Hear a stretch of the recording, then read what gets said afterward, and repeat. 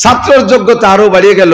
ছাত্রের নাম মিস্টার ফেরাউন, কারুন, হামান, এই বড় বড় বিশ্ববিখ্যাত লিডার যখন ছাত্র হয়ে গেছে, এখন আগের কিতাবে তৃপ্তি পায় না, নবীও লাগবে সামনের পর সেই রকম উস্তাদ।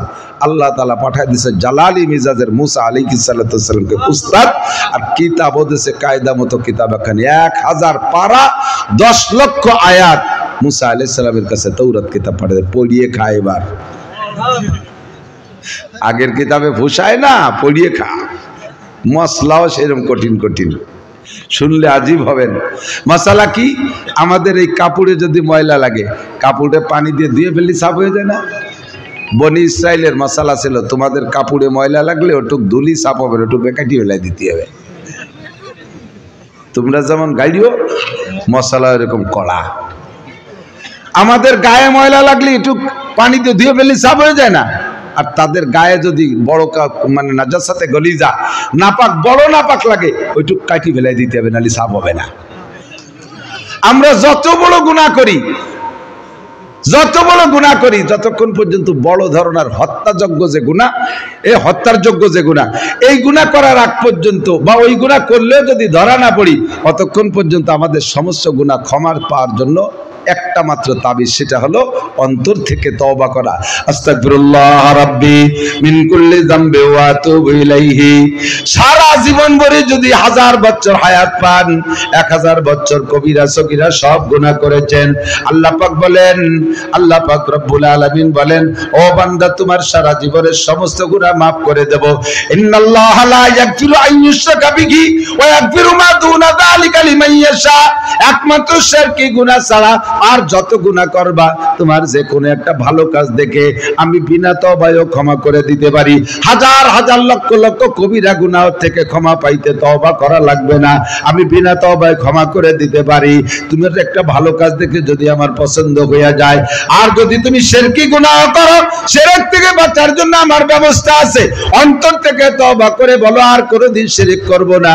আল্লাহ জীবন গড়ে 33 কোটি দেবদেবীর পূজা পাঠ করেছি, মূর্তি পূজা করেছি, মন্দির পূজা করেছি, আর কোনোদিন করব না। আস্তাগফিরুল্লাহ পড়ো। সারা জীবন ভরে গুনাহ করে যদি অন্তর থেকে একবারও আস্তাগফিরুল্লাহ পড়ো, ফাউলাইকা ইউবাদদিলুল্লাহু সাইয়্যাতিহিম হাসানাত। আল্লাহ পাক বলেন, সব গুনাহ ক্ষমা করে দিয়ে গুনাহ সংখ্যা পরিমাণ নেকি দিয়ে আমলনামা ভরপুর করে দেয়া হবে। আমরা যত বড় গুনাহ করি, আস্তাগফিরুল্লাহ শেষ, আস্তাগফিরুল্লাহ শেষ। এই মোবাইলের ভিতরে 32 জিবি মেমোরি লোড দিয়েছেন, 5-7-10 বছর পর্যন্ত লোড দিয়েছেন। এর ভিতরে যা যা লোড দিয়েছেন, এগুলো সব মুছতে কি আর 10 বছর লাগে? ডিলিট বাটনে এক চাপ দিলি সব মুহূর্তের মধ্যে শেষ। কতক্ষণ? আল্লাহ কয় সেম কোয়ালিটি তোমার সারা জীবনের আমলনামা সগীরা কবিরা সব কিছুতে বুঝাই করে ফেলেছো। তুমি যদি আজকে রাতে বিছানায় যায় ডান কাত হয়ে শুয়া অন্তর থেকে 3 বার পড়ো, আস্তাগফিরুল্লাহাল্লাযী লা ইলাহা ইল্লা হুয়াল হাইয়ুল কাইয়্যুম ওয়া আতুবু ইলাইহি, এই তওবা যদি অন্তর থেকে তুমি 3 বার করো, তাহলে ফাউলাইকা ইউবাদদিলুল্লাহু সাইয়্যাতিহিম হাসানাত। আগে নবী পাক গুনার সংখ্যা বলেছেন, তোমার গুনার সংখ্যা যদি হয় কাদাদি আওরাকিল আশজার, পৃথিবীতে যত গাছ আছে, গাছে যত পাতা আছে, গড়গড়ায় কয়ে গেলি বুঝতে দেরি হয়ে যায়, একটু ভাবি দেন কি কইছি। পৃথিবীতে যত গাছ আছে আর গাছে যত পাতা আছে, এত সংখ্যা যদি তোমার গুনাহ হয়, কাদাদি রমালিল আর, সারা দুনিয়ায় যত বালু কণা আছে, এত যদি তোমার গুনাহ হয়। 3 নম্বরে কাদাদি জাবাদিল বাহার। এ যুবক, পাগলামি করিস না, কান খাড়া করে শোন। আগামীকাল সকাল পর্যন্ত হায়াত পাবি না, রাতারাত মরে যাবি, রাতারাত মারা যাবি, এমনও হতে পারে কি পারে না? বেখেয়ালে শুনো না শোনা, সুযোগ আসছে যখন সুযোগটা কাজে লাগাও। নবী পাক বলেন, কাদাদি জাবাদিল বাহার, সারা দুনিয়ায় যত পানি আছে, পানিগুলোকে বাতাসে উড়িয়ে দিলে কণা কণা হয়, এত কণা সংখ্যা পরিমাণও যদি তোমার গুনাহ হয়, এমনকি 3টে সংখ্যা, পাতা সংখ্যা, বালু সংখ্যা, পানির কণা সংখ্যা, 3টের সমন্বয় যত সংখ্যা হয়, এত যদি তোমার গুনাহ হয়, আজকে রাত্রে তুমি ডান কাতে শুইয়া হাতটারে গালের নিচে দিয়ে অন্তর থেকে 3 বার পড়ো, আস্তাগফিরুল্লাহাল্লাযী লা ইলাহা ইল্লা হুয়াল হাইয়ুল কাইয়্যুম ওয়া আতুবু ইলাইহি। আল্লাহ পাক নিজে ঘোষণা দিয়েছে, এই জায়গা আমার কৃপণতা করার প্রশ্নই আসে না। আমি রাগ করে যে বলবো না আল্লাহ মাফ করলে, আমি করব না, আল্লাহরে মাফ করতে দেব না, এ বলার কায়দা নাই। আল্লাহ পাক বলেন ইযাব লাহুল আযাবু ইয়াউমাল কিয়ামাতি ওয়া ইয়াখলুদ ফীহি মুহানা ইল্লা মান তাবা ওয়া আমানা ওয়া আমিলা আমালান সালিহা ওয়া উলাইকা ইউবাদদিলুল্লাহু সাইয়্যাতিহিম হাসানাত। তোমার জীবনের সমস্ত গুনাহ ক্ষমা করে দিয়ে গুনাহ সংখ্যা পরিমাণ নেকি বানাই দেয়া হবে।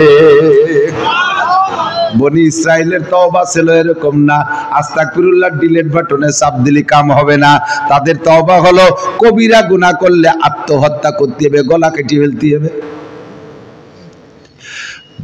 উম্মত যেমন গাড়িও মশলা এরকম কড়া, আপনিও বাড়াবাড়ি করবেন, খালি জড়াতে থাকবেন, সরলে আমল করবেন। ইমানের ব্যাপারে আল্লাহ স্বাধীনতা দিয়েছে, আমলের ব্যাপারে সরলতা অবলম্বন করছে। খেয়াল করেন, ইমানের ব্যাপারে স্বাধীনতা, একটু বোঝেন, ইমানের ব্যাপারে স্বাধীনতা আর আমলের ব্যাপারে সহজতা, বুঝেন নাই? ইমানের ব্যাপারে ভুলে গেছে স্বাধীনতা, ইমানের ব্যাপারে, আমলের ব্যাপারে সহজতা। ইমানের ব্যাপারে স্বাধীনতা, আল্লাহ কয় ফামান শাআ ফালইউমিন ওয়া মান শাআ ফালইয়াকফুর। যার মনে চাই ঈমান আনো, যার মনে চাই নাই নিও না।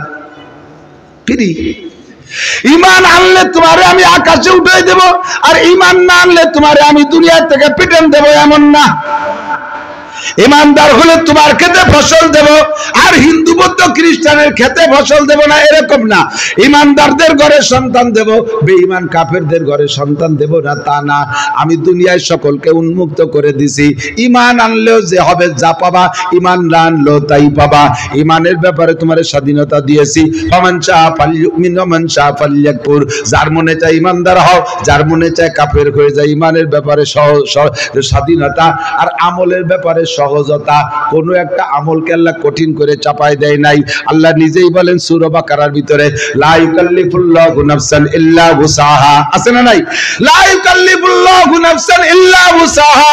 কোন একটা আমল আল্লাহ তাআলা মানুষের শক্তির বাহিরে চাপায় দেয় নাই। যা আপনি পারবেন না এমন কোন আমল দেয় নাই।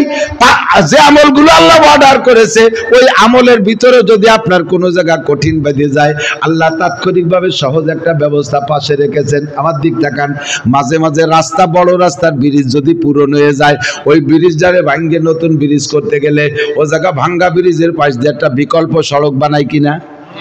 বিকল্প সড়ক বানায় না? নইলে যে জায়গা ব্রিজ ভাঙছে সেই বরাবরই যদি জাতি হয়, তা তো জাহানি কায়দা লেখা হুমড়ি খেয়ে গাড়ি ঘোড়া নিয়ে পড়বে। সেদিন এক বক্তা পড়িয়ে গেছে সে খালের মধ্যে, ওখানে বাঁশ বস দিয়ে আটকাই দেয়নি, উনি কুয়াশার মধ্যে চালায় চলে গেছে সে যে পড়ছে ব্রিজের মধ্যে। আল্লাহু আকবার। তাহলে যে জায়গা ভাঙ্গা ব্রিজ সে জায়গায় বিকল্প সড়ক, সে জায়গায় বিকল্প। লা ইউকাল্লিফুল্লাহু নাফসান ইল্লা উসাহা। নামাজ পড়া সহজ না কঠিন? কঠিন না সহজ? না পড়া আলারা তো চুপ করে মনে মনে ওরা কিছু কঠিন কঠিন কঠিন, যে কবার জিজ্ঞেস করবো কব কঠিন। আল্লাহ তাই কইছে। আল্লাহ কোরআনে কারীমের ভিতরে বলে, ওয়া ইন্নাহা লাকাবীরাতুন ইল্লা আলাল খাশিঈন। এ নামাজ কঠিন। কাদের জন্য কঠিন? যাদের অন্তরে আল্লাহর ভয় নাই, যারা বেঈমান, তাদের জন্য নামাজ কঠিন। আর খাশিঈন, যারা নামাজের প্রতি আন্তরিক, তাদের জন্য নামাজ বিলকুল কঠিন না, বরং নামাজ না পড়া কঠিন। কতক্ষণ নামাজ না পড়া কঠিন। আমার বাবারা, ভাইরা, যারা নিয়মিত নামাজ পড়েন তারা একটু জবাব দেন। কারণবশত যদি কোনোদিন ফজরের নামাজ পড়তে না পারেন, সেদিন ঘর থেকে বের হইতে ভয় লাগে কি লাগে না? দুপুরে যদি কারণবশত জোহরের নামাজ পড়তে না পারেন, খানা খাইতে যে দেখবেন খানায় তৃপ্তি পাবেন না, মজা পাচ্ছে না, মনের মধ্যে একটা উঠবিস ভাব। ঈশার নামাজ না পড়ে যদি কারণবশত শুয়ে পড়েন, দেখবেন ঘুমের মধ্যে তৃপ্তি আসতেছে না, বারবার ভয় লাগতেছে, না জানি আজকে ঘুমের মধ্যে মারা যায় যদি, আল্লাহ পাকের কাছে কি জবাব দেব।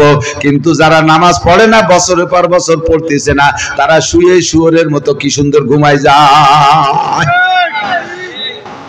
ঠিক না? শুয়োরের মতো এক করে গাদা মারিয়ে ঘুমায়।